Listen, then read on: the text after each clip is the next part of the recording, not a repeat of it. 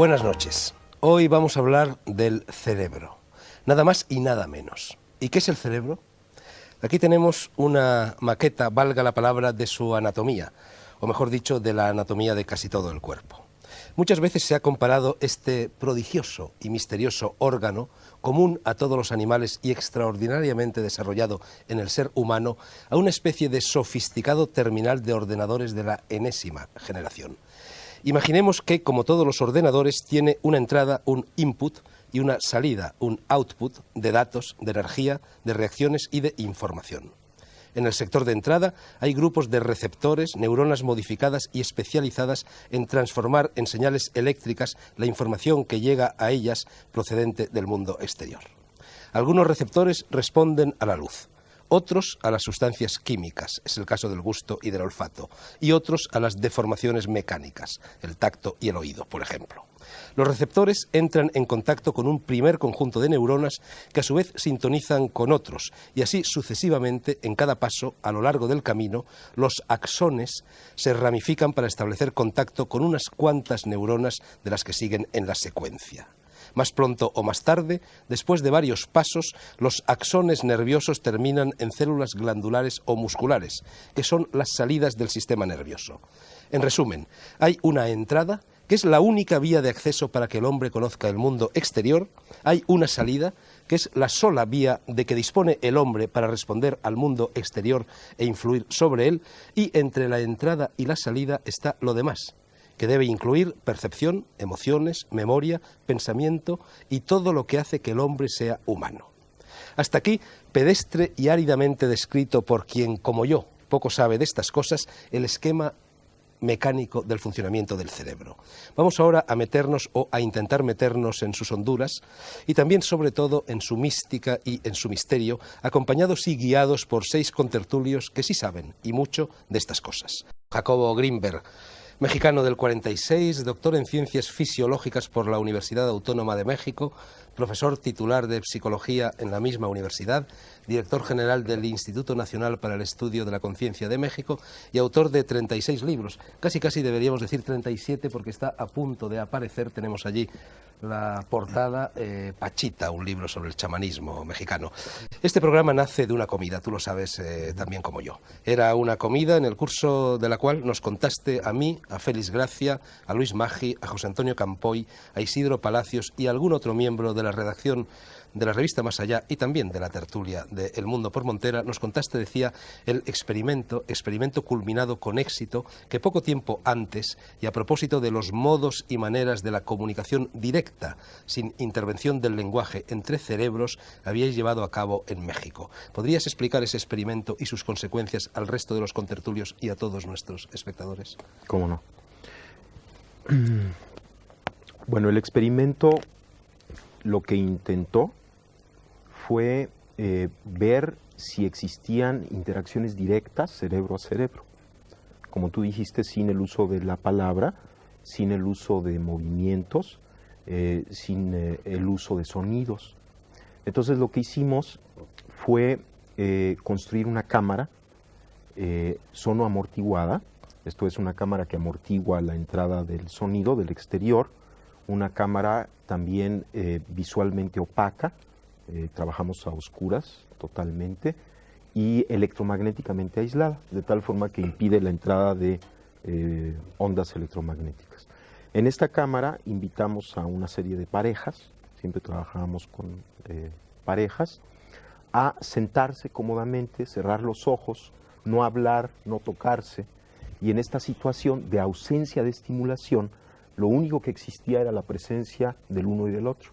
Más tarde o más temprano, lo que estas dos gentes empezaban a sentir era precisamente esto, la presencia del uno y del otro, hasta que llegó un momento en el que la sensación de la mayoría de ellos era que estaban en contacto directo. Un poco difícil definir, ¿no?, lo que sería el contacto directo. Se sentían uno al otro, sin necesidad de utilizar lenguaje. En ese momento, uno de los dos fue invitado a pasar a otra cámara, que también habíamos construido de antemano, con las mismas características. Esto es aislada, sonoamortiguada y electromagnéticamente blindada de la primera, de tal forma, y esto es muy importante, que no había posibilidad de que ondas electromagnéticas pasaran de una cámara a la otra, por lo menos de ciertas frecuencias. En esta situación les invitamos a permanecer en comunicación, o sea, seguir sintiendo la presencia uno del otro. El que se quedó en la cámara original fue estimulado, se le aplicaron una serie de destellos y registrada su actividad provocada ante los destellos, lo que llamamos un potencial provocado. Un potencial provocado pues es la respuesta de la corteza ante el estímulo, es una respuesta muy conocida. Y simultáneamente estábamos registrando la actividad cerebral de la otra persona que no fue estimulada, que no sabía que su compañero estaba siendo estimulado, y lo que observamos es que cuando aparecía un potencial provocado en la persona estimulada, en la otra persona también aparecía un potencial que era sincrónico con la aparición del estímulo, con la presentación del estímulo. A esto le llamamos potencial transferido o potencial de transferencia, y lo que está indicando es que un cerebro de alguna forma estableció contacto con el otro cerebro en forma directa, y lo que le sucedió al primer cerebro tuvo repercusión en el segundo cerebro, sin que necesariamente mediara la conciencia.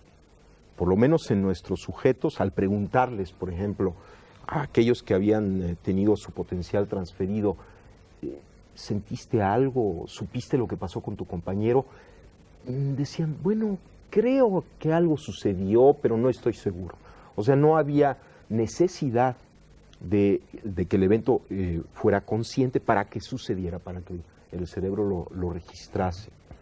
Ahora, ¿qué consecuencias? ¿Cuáles son amplísimas, ¿no? Porque en primer lugar nos está diciendo que el límite de la actividad cerebral no es el cráneo, ni siquiera la estructura cerebral, sino que hay un nivel de actividad cerebral que, por así decirlo, trasciende la misma estructura. Y esto se puede explicar de muchas formas, como dijo antes el profesor Delgado. Lo importante en el cerebro son las interacciones interneuronales. Esto es lo que da la inteligencia, lo que da la capacidad cognitiva, etcétera, etcétera. Se puede asumir que como resultado de una serie enorme de interacciones entre los elementos neuronales, se creen campos de interacciones. Y estos campos de interacciones, que nosotros les llamamos los campos neuronales, puedan no estar, y de acuerdo a nuestro experimento, limitados por la estructura cerebral, sino que afecten la estructura del espacio y sean medios de transmisión de cerebro a cerebro. Ahora, esto indica que cada uno de nosotros está interactuando todo el tiempo, sin que lo sepamos, sin que necesariamente tengamos conciencia de ello, entre nosotros. Existen interacciones, de tal forma que así como hay una red de interacciones interneuronales, podemos suponer la existencia de una red de interacciones intercerebrales. Y esto permitiría asumir la posibilidad de la existencia de un organismo que surja de estas interacciones intercerebrales. Un organismo, ¿qué quiere decir un organismo? Un nivel de actividad que nos trascienda como individuos, del cual formamos parte y muy probablemente el que nos está afectando y estamos afectando. Lo que podría ser quizá la base estructural o fisiológica ya de la nueva fisiología de la conciencia planetaria, de un estado de conciencia que nos incluye, que estamos alimentando continuamente y que definitivamente nos está afectando, porque podríamos decir, bueno, esta red de interacciones intercerebrales, de alguna manera, como muestra el experimento, está afectando nuestra actividad cerebral. Por lo tanto, estamos recibiendo información de esta red. Yo le llamo el hipercampo, por darle un nombre a esta red de interacción. Me da vueltas no la cabeza, sino el cerebro, después de oír de Jacobo, y a ver si consigo moderar el resto del programa. Dominique Aubier, francesa de origen y española por vocación, un personaje casi mitológico para quienes desde hace varias décadas nos interesamos por el esoterismo, por el pensamiento mágico, por las religiones esotéricas y por las tradiciones iniciáticas. Es imposible comprimir la vida y la obra de Dominique en unos instantes de presentación del Mundo por Montera.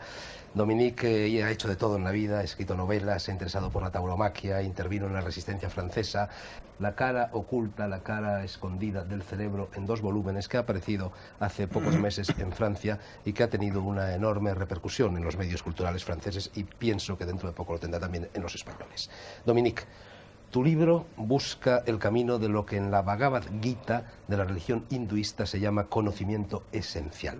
Dice Krishna a Arjuna en el versículo 2 del canto 7 de la Bhagavad Gita: voy a revelarte sin omitir ni olvidar nada el conocimiento esencial, lo que en sánscrito se llama vijnana. Cuando lo hayas recibido no te quedará nada más por aprender en este mundo. Esto lo dices en la primera página. En la página 20 del 2º volumen explicas que el conocimiento, la gnosis, la iniciación, consiste en tener la tête dans la tête, la cabeza con mayúscula en la cabeza con minúscula, tal y como lo señala un proverbio hebreo a propósito del sabio. Me gustaría que aclararas un poco, en la medida de lo posible, este galimatías, y también qué relación guarda todo ello con la cara oculta del cerebro. Pues he sido muy emocionada de oír hablar español con tanta perfección, y debo excusarme porque yo hablo un español de campesina, ¿no? El bueno, pero, ese es el bueno, Dominique. Espero que sea el no bueno, el de los pero políticos y el de los me perdonarán economistas. todos los errores, ¿eh? En francés sería muchísimo más inteligente que en español, pero el corazón, como tú decías, es muy hispanizado. Pero en francés no se puede escribir. El Entonces voy a buscar. He sido muy emocionada por sus intervenciones a todos, porque me han colocado, sin haberlo previsto, en la misma situación que está usted aclarando. ¿Cuál es? Pues uno busca... Dominique, aquí nos tratamos todos de tú, Ah, de tú. como en Carbonera. Perdón, es que el tú me es muy difícil, pero con muchísimo gusto voy a dar del tú al señor Delgado, que tiene pariente en Carbonera que nos están oyendo. Entonces, me ha emocionado cuando tú hablaste de la felicidad. Me ha emocionado cuando tú hablaste de esta vida interior en la cual nosotros seríamos neuronas. Me ha emocionado mucho su participación, pero no voy a precisar por qué, porque no soy capaz en español. Me interesó su subtilidad y me ha conmocionado muchísimo su intervención con la izquierda y el derecho. ¿Por qué? Porque la primera cosa que enseña Krishna, pero que también enseña el Talmud y que enseña cualquier tradición, y que la vamos a repartir simbólicamente entre nosotros, es que el cerebro, su primera aplicatura es de ser con 2 hemisferos, lo que decía usted, el de derecha y el de izquierda. Pues esta noción que están poniendo tanta pregunta a los científicos, las tradiciones la conocen perfectamente. Y le voy a decir cómo, para que vean que no voy por opiniones, sino por pruebas. ¿Conocen usted la noción de yin-yang? Lo tiene usted en la camisa. El yin lo tiene tú en la camisa. Sí, sí, está aquí. El yin, el yang es la izquierda y la derecha vista por los chinos. Yo lo llevo colgado del cuello. Lo vista por los chinos, pero ¿cómo lo ven los chinos? Es muy importante. Ven la relación izquierda-derecha en su sinergia complementaria e inversada. Entonces es una manera de sobrever la relación izquierda-derecha en su funcionamiento en general. Si usted consulta la cosmología masdeana, verán aparecer 2 palabras que dicen exactamente lo mismo, que es Getik y Menok. El Getik es el estado mental que corresponde al espíritu derecho, y el Menok es el motor. Si usted toma el pensamiento mexicano de los Sioux, tienen una noción fabulosa para los antropólogos, que es el tonal y el nahual. El tonal es la parte exterior, espacial, y el nahual es la parte informativa del motor. El tonal es lo nombrable con palabras. El tonal soy yo, y el nahual es mi cerebro. Dentro de mi cerebro, el nahual es la parte motor, la que tiene el lenguaje, y el tonal es la otra. Y se puede seguir en muchas cosas, porque el tonal y el nahual al final son los cromosomas. Al final los nahual son los cromosomas. Pero quiero decir que Como el toda mundo la... de lo posible, Sí. lleno de posibilidades. Pero la noción, si las tradiciones conocen también la izquierda y la derecha, no es por haberlo visto como ustedes en el escape, así. No, no, no. Lo han observado. Y lo han observado en su funcionamiento. Y no solamente hay el tonal y el nahual, pero hay muchas otras cosas. En la Cábala y en el sufí dicen con muchísima precisión la izquierda y la derecha. Es decir, que la noción de orientación, de simetría izquierda y derecha, en las religiones resveladas, en la gnosis judía, cristiana, islámica, la noción va directamente, no con yin yang, no con interpretación funcionales, sino directo a la noción izquierda y derecha. Y si ustedes leían el Zohar es un tratado concreto de cómo funciona en sinergia la izquierda y la derecha. Por eso, cuando tú decías que, y tú, que en India se nota una sensibilidad especial, no es porque son más de izquierda o más de derecha en el cerebro, es porque dan toda facilidad a la sinergia y a la dirección, porque la dirección es muy importante, no se va del tonal al nahual, se va del nahual al tonal. Por eso las informaciones que son en el cerebro motor condicionan nuestra comprensión en el cerebro espacial, decimos. Y las tradiciones dicen que no se debe separar. Y hay un chiste, ya que tú hablabas de chiste, chino, que me gusta mucho. Es un monje, ¿tú no eres monje frustrado? Sí, un poco. Pero Entonces, un monje que no es frustrado está cogiendo una berenjena en el jardín. Y otro monje lo mira y le dice, tú coges muy bien esta, pero ¿cómo haces para coger la otra? Y el tío se levanta y lo mira con sorpresa. Entonces el monje que ha hecho la observación toma el instrumento del otro y coge una flor. Y el otro le dice, sí, coges tú muy bien la flor, pero ¿cómo tú harías para coger el fruto? Y un tercero monje que viene dice, Señor, hay que coger la flor y la fruta y saber coger los dos. No en el mismo tiempo, sino cada uno siguiendo el otro. Y eso es la gran noción del dentro y del fuera, que es una noción esotérica que parece tan difícil y que no lo es. Es que nosotros cuando tenemos una impresión o una información en el cerebro izquierdo, motor, inmediatamente se trasloca y se convierte en una sensación espacial tal como se convierte en los cromosomos, el ADN que se convierte en proteína.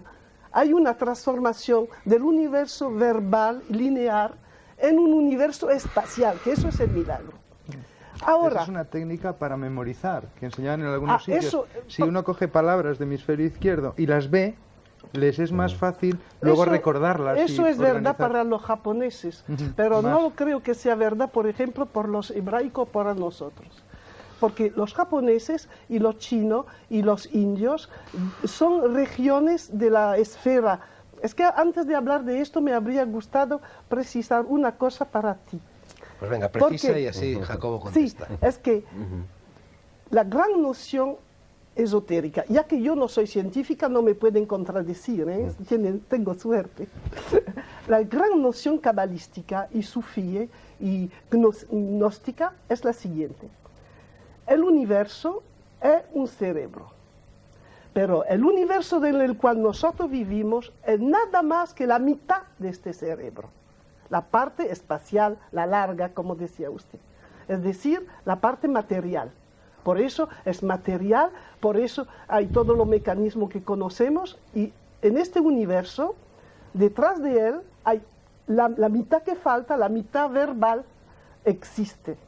En la Cábala es una noción muy clara en gnosis bíblica porque se llama Hay el príncipe de la cara, el que manda ahí, que no es Dios ni el creador, es la otra parte del cerebro. En este son nociones esotéricas, no son nociones científicas, aunque hoy la ciencia va muy cerca, porque el concepto antrópico no sé dónde está aquí, sino es muy cerca. Los científicos son al borde de decir lo mismo. Dicen los esotéricos que en este universo lo que da la forma es el concepto de creación. Y dentro de este universo todo es cerebro. Los ciclos son todos cerebros. Entonces la vida, la Tierra es un cerebro. Y la vida es un cerebro, pero cuidado, de la vida vemos nada más que una parte. La parte visible, el hemisferio espacial, y el otro no lo vemos, pero es el que comunica. Entonces, si don Juan, por ejemplo, dice, la otra vida me vienen a mirar, te vienen a mirar.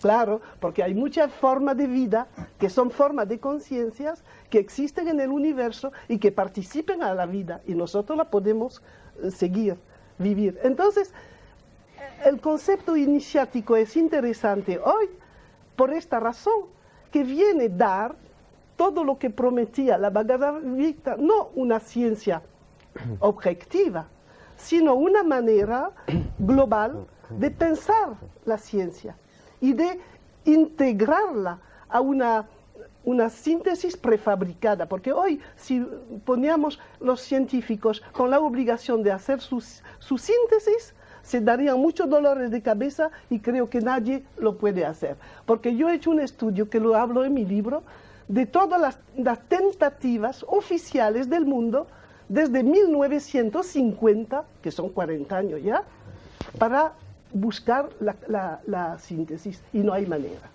No hay manera, porque la síntesis no es necesario hacerla, preexiste y está confiada a todas las tradiciones. Y lo que a mí me emociona, y eso lo quiero decir porque soy cabezona, es que es formidable de ver la ciencia y todas las religiones, todos los mitos, todas las tribus, la más mínima tribu de India o de África, saber lo mismo, a condición de saber de qué hablamos.